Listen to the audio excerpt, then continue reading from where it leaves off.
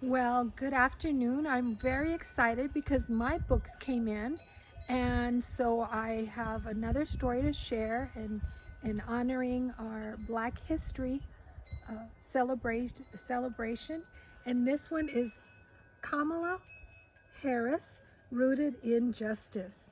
And I hope you recognize her. She is our Vice President, newly elected. Eve slammed the door when she got home from first grade. Eve, you know we don't slam doors in this house, her mom said. What's going on? Teacher asked what we wanted to be when we grew up, and I said president, and Calvin said girls can't be president. Well, he's wrong, said her mother. Girls can grow up to be president. In fact, a girl from right here in Oakland hopes to be president one day.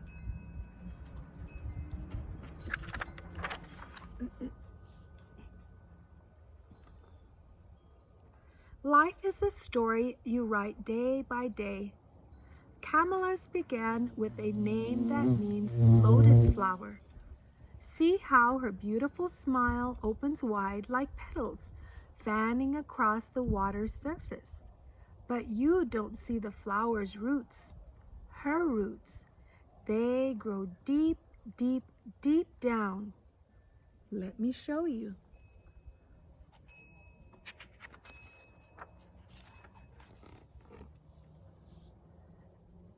Kamala's family line was a strong black and brown braid, coiling from India, where her mother, Kamala, was born, to Jamaica, where her father, Donald, was born, to Berkeley, California, where her parents fell in love and married, to Oakland, where Kamala was born. It was a good beginning.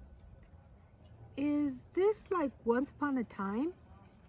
Not exactly, said Eve's mom. This story is true. Right away, Kamala was like clay her parents molded for action. When her mother wasn't hunting cures for cancer and her father wasn't teaching, both marched for civil rights and went to lectures by Dr. Martin Luther King Jr. Kamala was right there too, bouncing along in her stroller, chewing on her pacifier, and words like peace and justice. What's justice? Eve asked her mom. Justice is another word for fairness. So there's Kamala as a little baby with her parents.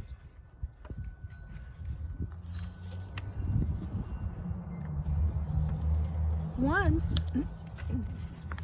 when tiny Kamala was fussing, her mother couldn't figure out what was the matter. What do you want, little girl? She asked.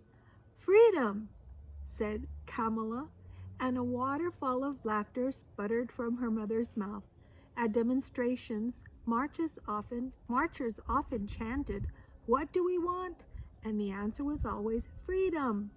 Little Kamala had been listening. Kamala's baby sister Maya screamed her way into the world when Kamala was 2. In no time, the sisters were having faraway adventures together, like visiting their grandparents in Zambia. Grandfather P.V. Gopalan was a senior diplomat there. He had once fought for India's independence. His wife Regine, Kamala's grandmother, fought for the rights of women. Little by little, on these visits, Kamala and Maya learned that fighting for justice ran in her family.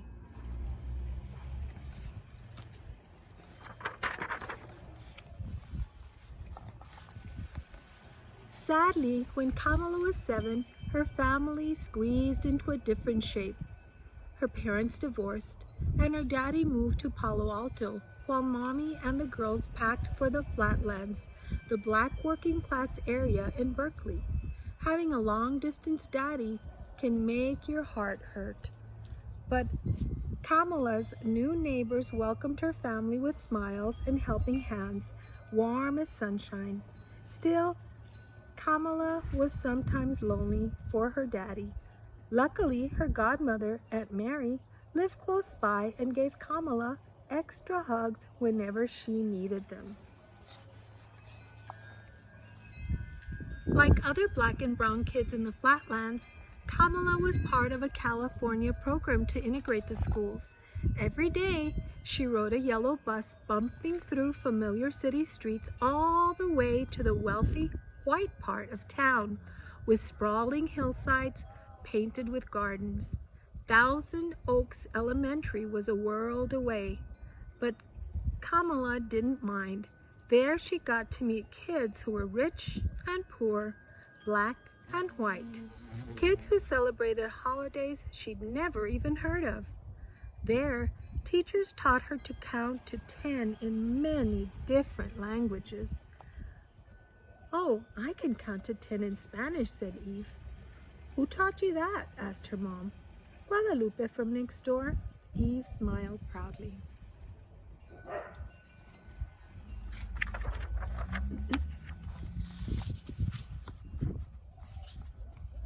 School let out before Mrs. Harris got home, so Kamala and Maya spent the afternoons at the Shelton house 2 doors down, where Mrs. Regina Shelton ran daycare and after-school programs, with posters on the wall of Frederick Douglass, Sojourner Truth, and Harriet Tubman. Mrs. Shelton was a second mother to Kamala, always encouraging her to have confidence. Once Mrs. Shelton bit into a lemon bar Kamala had made all by herself, accidentally using salt instead of sugar. "Oh, delicious," said Mrs. Shelton. "Maybe a little too much salt, but really delicious," she said, never pointing out Kamala's total failure. That day, Mrs. Shelton let Kamala walk away feeling successful, feeling like she could do anything.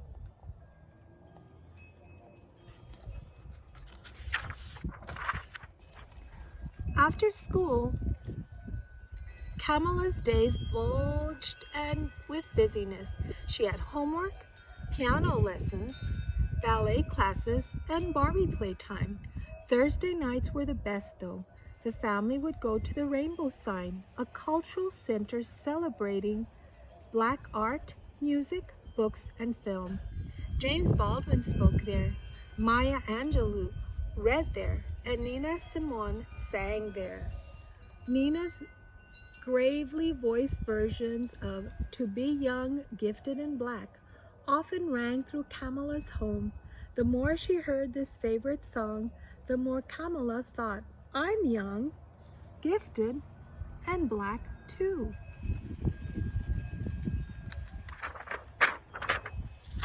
On Sundays, when they weren't visiting their father, Kamala and Maya rocked from side to side at the 23rd Avenue Church of God, where they tapped tambourines and sang as part of the children's choir. "Fill My Cup, Lord" was Kamala's favorite hymn. The church was where she learned the Bible, that God asks us to speak up for those who can't, to defend the rights of the poor and the needy, like some lawyers do. Her Uncle Sherman was that kind of a lawyer.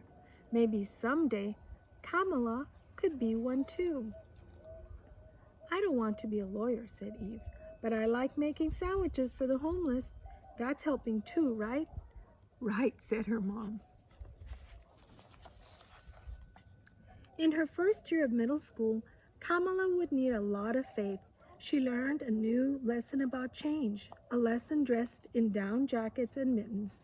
Her family was moving north, where 12 feet of snow and her mother's new job waited in Montreal.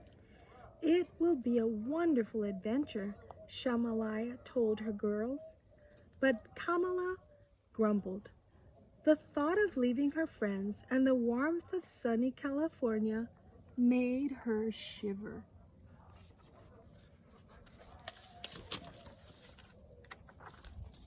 It was February, and Montreal, robed in winter's sparkling white, felt like it had ice in its veins. Kamala couldn't stop shivering.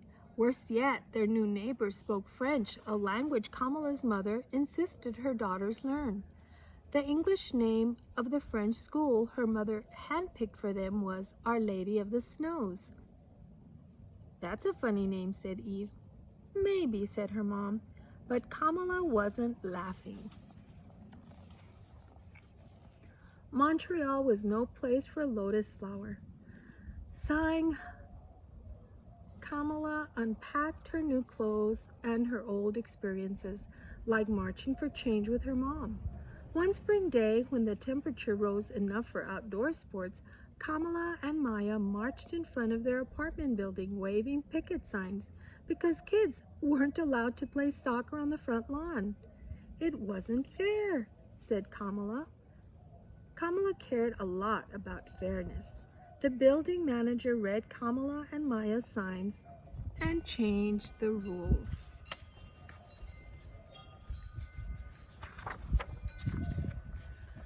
Kamala adjusted to life in Canada, but memories of her home country still rang her heart like a bell. After graduating high school, she ached to return to America, where her parents had nursed her on the civil rights movement. She couldn't wait to follow in the footsteps of her heroes, Constance Baker Motley, Charles Hamilton Houston, and Thurgood Marshall. Marshall had attended Howard University, and Kamala decided she would too.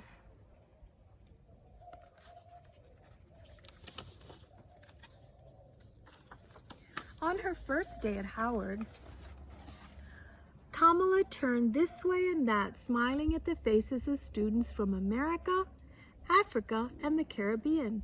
It was Thursday nights at the Rainbow Sign all over again, where everyone in the room was black like her. They reminded her of home and the people she wanted to help, the people she wanted to fight for. This university would begin to teach her how. Howard seemed like a perfect place to run her very first campaign. It was for class representative of the Liberal Arts Student Council. Her competition was tough, but so was Kamala. Every day between classes, she passed out flyers in the campus yard and told any students who'd listen why they should vote for her. When the last ballot was counted, Kamala came out the winner.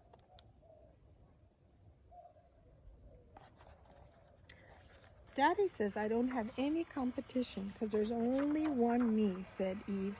"That's right," said her mom. "He should tell Kamala there's only one her." Eve's mom just smiled. Kamala's time at Howard was focused on the future. She competed on the debate team to sharpen her speaking skills. She interned at the Federal Trade Commission. She did research at the National Archives to study the workings of government. And on weekends, she joined fellow students on the National Mall in Washington, D.C. to protest apartheid in South Africa. Kamala was preparing to be a woman warrior. "Like Wonder Woman?" asked Eve. "No, better," said her mom. "Wonder Woman isn't real." Nothing matched the magic of her second summer break when Kamala stepped through the doors of the private Senate subway as an intern for Senator Alan Cranston. Kamala couldn't barely hold in the secret of her joy. What could be better than learning from someone whose footsteps echoed in the halls of power every day? So she's excited. After Howard, California called Kamala home to study at Hastings College of the Law. Court cases and contracts filled Kamala's mind, but changing lives filled her heart. Elected president of the Black Law Students Association, Kamala invited major law firms to a job fair so that more Black graduates had a fair chance to be hired by the best companies in the country. This work was great practice for Kamala's future.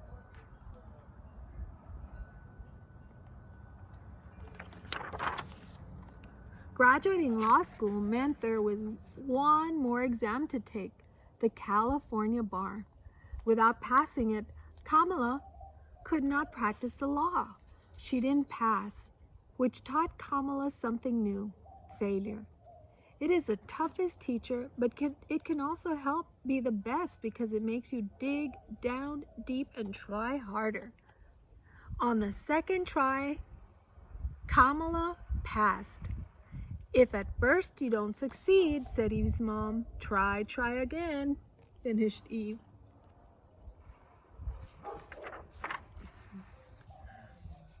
Kamala was finally ready to climb the mountain of her dreams. First, Deputy District Attorney. Next, the first female District Attorney of San Francisco. Then, the first Black woman Attorney General of California. Peak by peak, she rose, eventually becoming the second Black woman voted into the U.S. Senate. Lawyer, prosecutor, senator, the little girl named Lotus Flower had turned herself into a person others could call on for help. "Does she use magic to turn herself into that person?" asked Eve. "No, sweetie. Kamala just used hard work."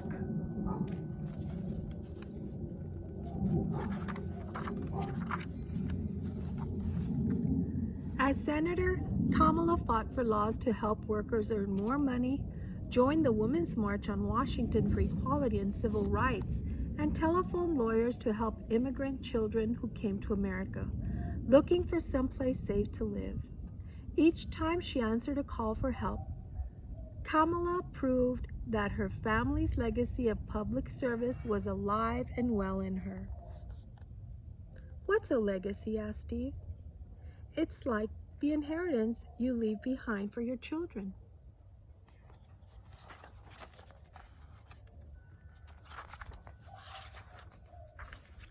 Kamala had traveled far, but she hadn't finished climbing the mountain of her dreams. On Martin Luther King Jr.'s birthday on the TV show Good Morning America, Kamala told the world, "I'm running for President of the United States." Senator Kamala Harris, live on GMA, rising Democratic star announces presidential run. She immediately got goosebumps wondering if Shirley Chisholm, the first Black woman to run for president, was smiling down from heaven that very moment.